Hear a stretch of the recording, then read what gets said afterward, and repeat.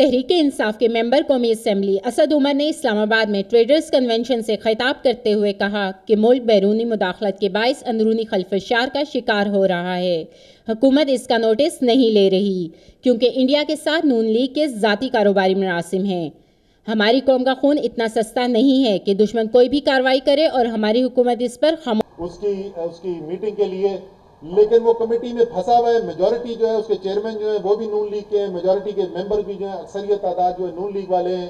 تو اپنے دوست جو ہیں ان سے بھی ذرا بولا کریں، نون لیگ والے جو ایم این ایز ہیں تو ان پہ بھی دباؤ ڈالیں کہ یہ متفقہ قانون تھا۔ میں نے تمام جو اسلام آباد کی تاجر، بڑے بڑے جو لیڈرز ہیں جن کے اوپر سب کا اتفاق تھا، ان کو کمرے میں بلا کے ان سے پوچھ کے قانون لے کے گیا تھا۔ کوئی بھی ایسا شخص نہیں تھا جس کو اس کے اوپر اعتراض ہو۔ یہ متفقہ بل تھا جو اسلام آباد کے تمام تاجر چاہتے تھے۔ یہ ایک ایسا بل جس کو تمام سیاسی پارٹی سپورٹ کریں گی، صرف نون لیگ کی سپورٹ کی ضرورت ہے۔ وہ رکا ہوا ہے بل، 2 سال سے پڑا ہوا ہے اسمبلی کے اندر، کمیٹی کے اندر پھنسا ہوا ہے۔ نون لیگ کے صرف ووٹس کی ضرورت ہے، ہم اپنا زور ڈالتے رہیں گے۔ انہوں نے مزید کہا کہ ملک انتہائی خطرناک دور سے گزر رہا ہے۔ انڈیا میں شدت پسند حکومت ہے جو پاکستان کے خلاف ہے، لیکن حکومت کو پرواہ ہی نہیں۔ کیا حکومت پاکستان کا دفاع نہیں کر سکتی؟ 2 نومبر کو فیصلہ کن دن ہوگا۔ حکومت کو تلاشی بھی دینی ہوگی اور جواب بھی دینا ہوگا۔ یہ وہ اسلام آباد ہے جہاں اس وقت G9 تھانے کے اندر ٹیچرز کو، اسلام آباد کے اساتذہ کو، خواتین کو گھسیٹ کے انہوں نے تھانے میں بند کیا ہے۔ کس بات پر احتجاج کرنے پہ 4 مہینے سے ان کی تنخواہ نہیں دی گئی ہے۔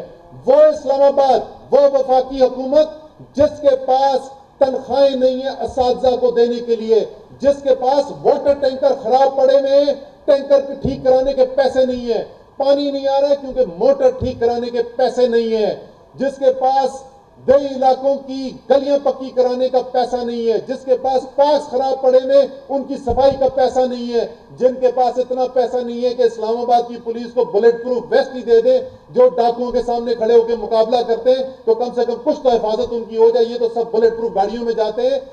وہ وفاقی حکومت کا پیسہ ان سب کاموں کے لیے نہیں ہے، لیکن لندن کے اپارٹمنٹ کے لیے ہے۔